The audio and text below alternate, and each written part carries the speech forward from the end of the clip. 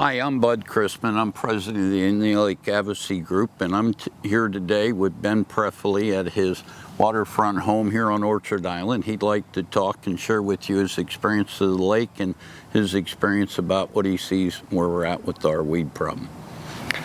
Thanks, Bud. Again, my name is Ben Pfefferle, and I want to share with the Indian Lake Advocacy Group and others my perspective from the lake. I am talking to you from my property on Orchard Island that has been in the family for nearly 100 years. Hello. My grandfather bought this property in the 1920s, built the original cabin on it, and we have been using it ever since.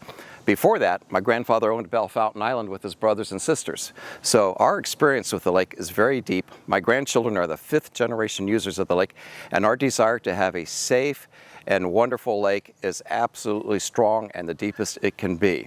We want nothing but good for the lake, and we want nothing but for the lake to be restored.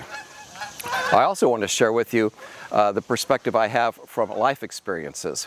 I spent my career as an environmental attorney, and I chaired the Environment and Natural Resources practice team for a national law firm, and I've been involved with hundreds of environmental remediation projects across the country.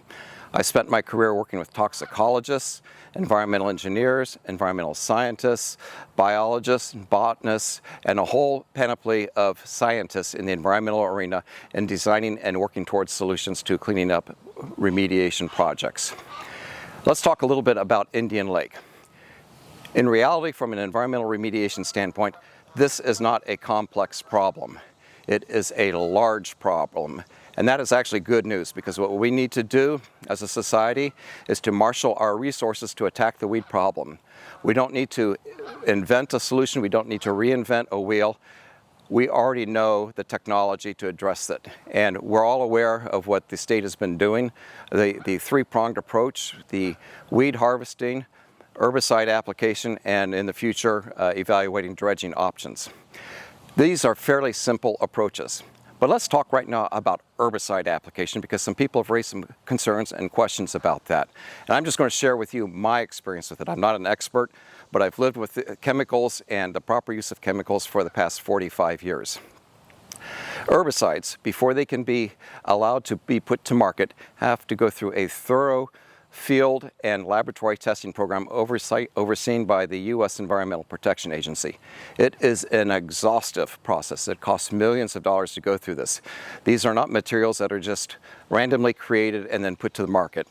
They are designed to do a particular thing, and their application is designed to be done in a particular way.